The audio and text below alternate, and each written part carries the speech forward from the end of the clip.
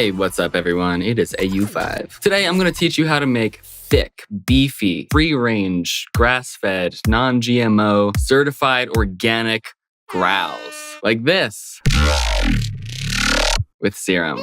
As always, there's a free sample pack with a bunch of growls and wavetables and some impulse responses in the description. If you want to become a master of SERUM, then I highly recommend checking out my SERUM masterclass with Domination. I teach the ins and outs of SERUM from the ground up. Every single knob and filter and effect and modulation and parameter inside of SERUM, as well as a bunch of advanced techniques that I learned and discovered and use in my own productions. It's got hours of video content just like this tutorial, as well as wavetable packs, preset packs, custom skins, and much more. Check out the SERUM masterclass in the description. All right, let's make some growls. Nice. Some of these techniques that I learned to make this growl were based off of Virtual Riot, Barely Alive, and Niptane. The first part of a growl is the source sound. It's going to sound pretty different than the end result, but what's important about the source sound is that it has the right texture and the right movement to it. Two really good wavetables that work together are the most silly named ones, and that is going to be dist doot under digital, also under digital, the dist 8-bit fwop. Dist doot is kind of like a noisy square wave, and dist 8-bit fwop is kind of like a noisy triangle wave. If I just play a note and scrub through these,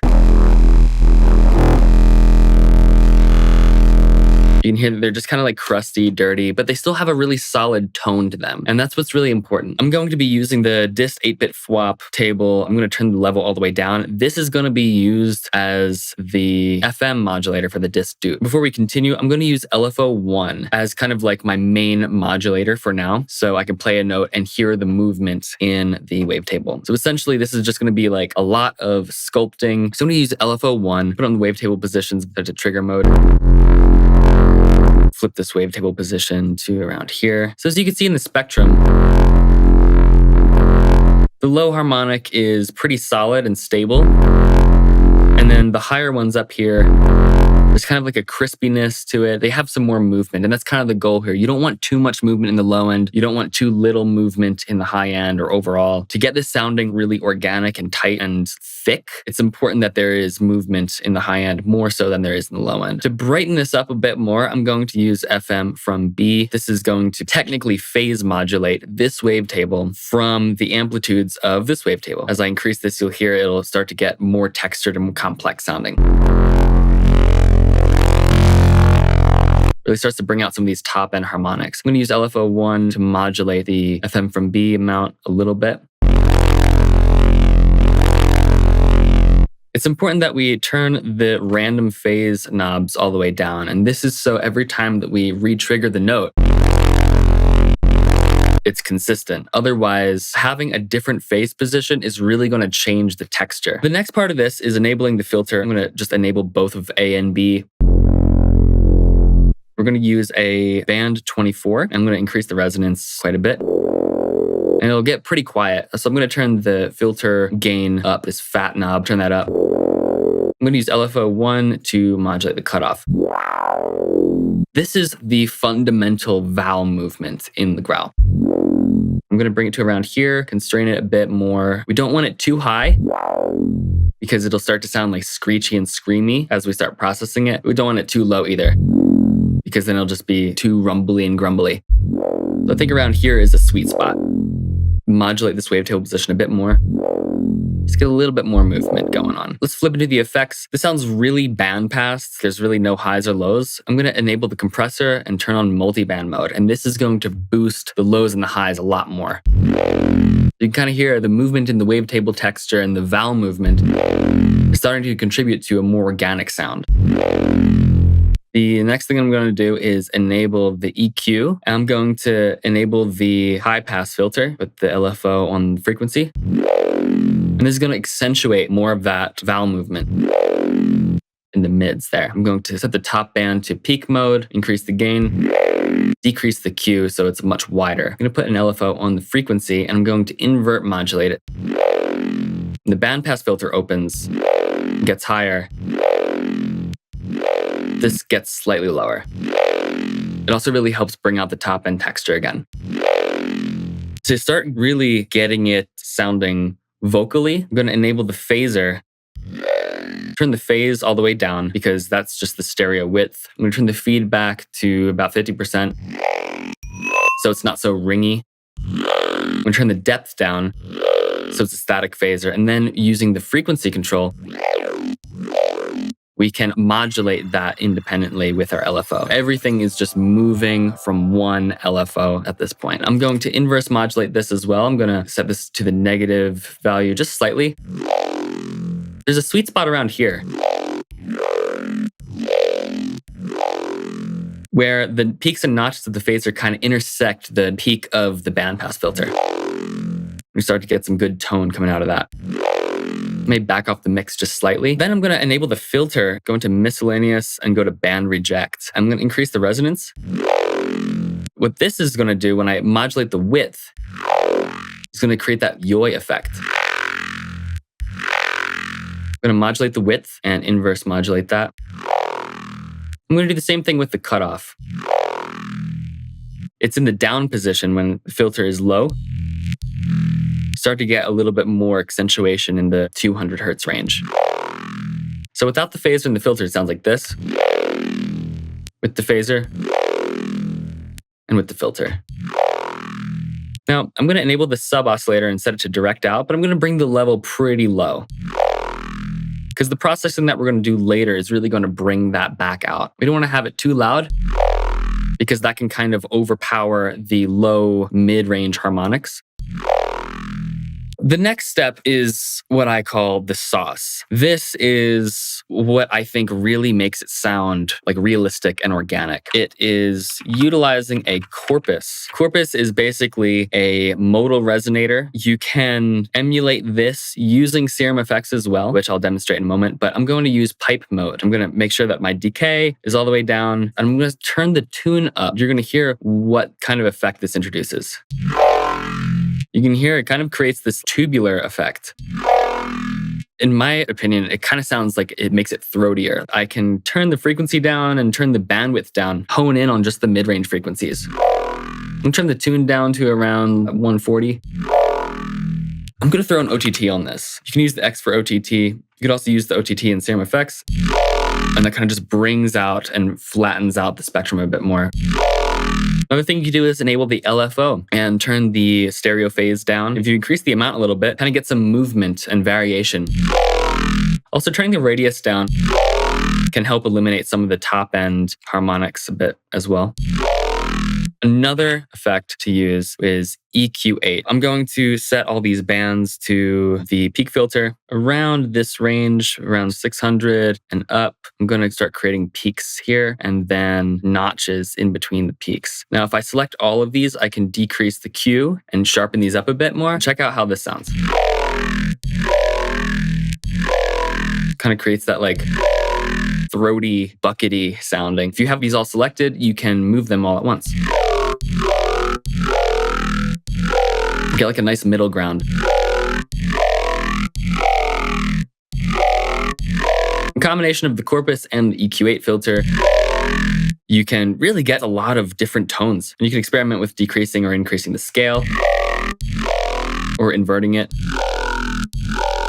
to get different types of coloration. If you don't have corpus, it's okay. You can use SERUM effects. SERUM effects is the effects version of SERUM. It's clever because in the filter section, you have under flanges, this filter here, which I anticipate is probably pretty rarely used because initially it doesn't seem like it really does anything. It's the comb high-low 6 negative filter. I don't really know the technical name for it, but basically what it is it's an inverted comb filter that is band limited. Essentially the same thing that the corpus is doing here. I'll start to increase the resonance. And you start to get a little bit more of that throaty, comby effect. And I can increase the high-low width, which is basically the bandwidth in the corpus, and get some more of that tone. So if I add a little bit of this and then some resonance, maybe back off the mix a little bit, and then also add an LFO to the cutoff, slow it down, enable note latch so the LFO runs, you can get that same kind of effect that you get with the corpus.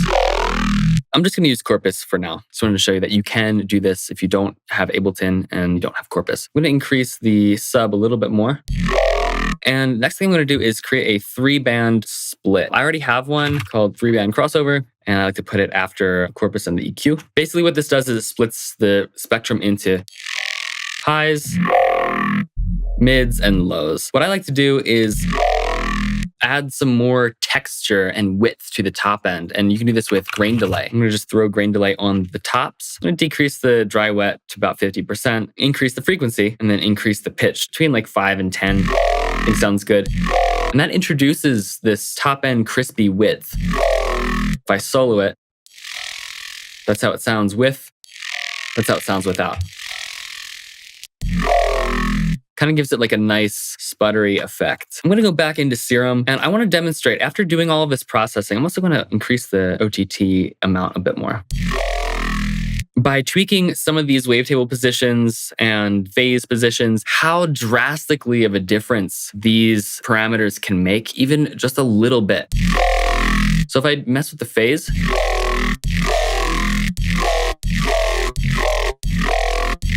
I get totally different types of textures. Like I said before, it's important to kind of have a coherency in the low end and also in the top end too. Want the waveform to be a little bit more saw-like than just noise-like. Decreasing the FM amount also really changes the texture. Too much is really noisy. You can kind of fine-tune that. You can also adjust the amount of modulation on my wavetable positions. Get more or less movement. This sounds pretty coherent to me. Sometimes you can find a sweet spot where the top end is really sizzly. And that's pretty nice. The initial bandpass filter, if you have your range too narrow, you can hear the mids don't really ring out that much. Or if it's too high, kind of sounds thin and too screamy. So there's a sweet spot to be found there. Also adjusting my phaser frequency. Sometimes having it really low is nice. You get a little bit more of the low mids to ring out. Ooh, that sounds really good right there. And same thing with the band reject. To me, that sounds a little too low. And you might want to try this with different notes too. Sometimes different notes will ring out different harmonics and helps inform you what positions to kind of have everything. Sometimes you really don't need much movement at all. So it sounds like without the band reject filter altogether. It's a little too resonant in the 700 range. I think that sounds pretty darn good. If I don't want to be bound to the LFO position, let's say I want to manually control the movement of this growl. If I go into the matrix and hold down Alt and click on one of the sources, as you can see, they're all LFO1, I can batch switch them to any other modulation source. So I'm going to go down to macro 1, still holding down Alt, and if I let go, they all switch to macro 1. Now I can use this knob. I can also MIDI map this if I want to. And then have this be my global growl knob. I can configure this in Ableton so I can have control over it. I'm going to create an instrument rack, right click and map SERUM's macro 1 to Ableton's macro. Now I have the ability to control a bunch of other parameters if I want to in Ableton outside of SERUM. So I'm going to combine all these together into this instrument rack. For instance, here's something that we can do. Instead of using Corpus's LFO, I can map the tuning to macro 1. If I adjust the range, let's do 130 to 185.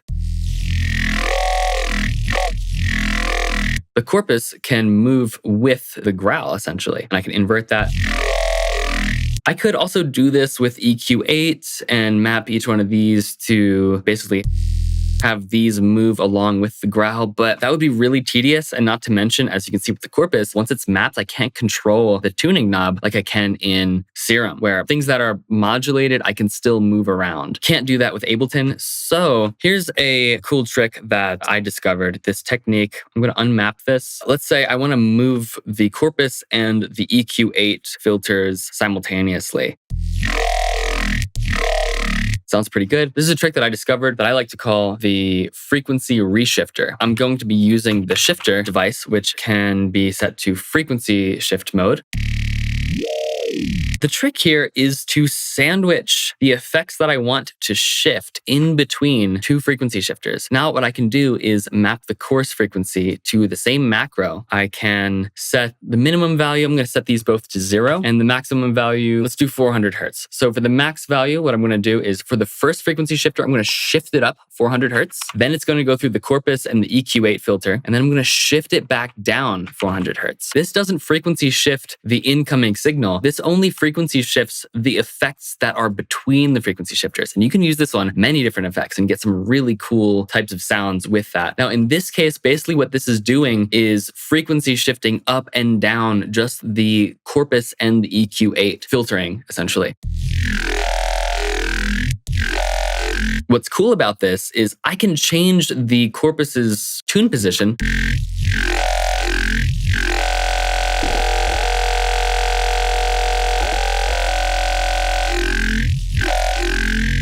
and now I can also shift it at the same time. What I want to do here is actually invert the range of these. So when the growl is all the way closed, it's actually shifting the corpus and the EQ8 down. And then when it's open, it shifts it up. You can get this smooth vowel shifting effect as the growl opens and closes. And it sounds like this. If I bypass these shifters as opposed to this. This kind of static effect. So that's a really cool way to introduce movement non-destructively. I can also mess with the EQ8 filter positions. I can move these around pretty much wherever I want.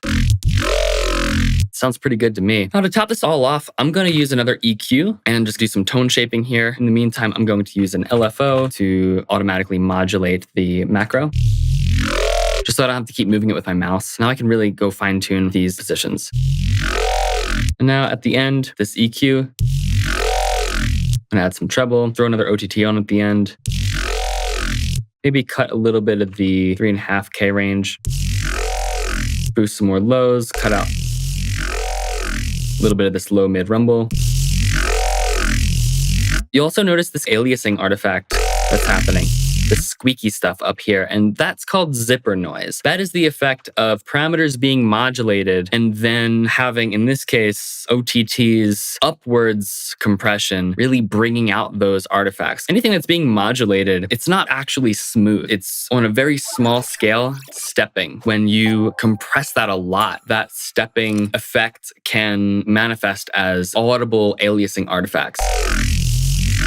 Sometimes that's sought after. The original Skrillex growl utilizes that as a part of that. If you take the corpus and enable the LFO and then set the filter to really low, you can start to get some of that original squeaky aliasing artifacting from the zipper noise of the corpus. Let me just bring this back to where it was. Sometimes that's a sought after sound, but a quick way to clean that up is to actually take the OTTs and take the upward part of the top band and just bring the ratio into the opposite direction to effectively create upward expansion. It's a noise gate, really. We can top this off with a little bit of overdrive if we want a little bit more crunch. And then put a limiter on the end of this and just get it really nice and contained and loud. Sometimes what'll happen when you introduce the shifters, it will mess up the sub. So what you can do is group the whole shifter rack into a group and then put a high pass on the end of it after the last shifter. I'm going to just set that to 120 hertz. And then create another chain underneath it, and then put a low pass on that at 120 hertz as well. So basically what that's doing is creating a sub crossover where the sub band is clean. A couple other things that you can do to spice this up a bit is use SERUM's hyperdimension effect. If I turn the unison voices all the way up, turn the detune pretty low and the rate up, kind of get this watery movement in the top end.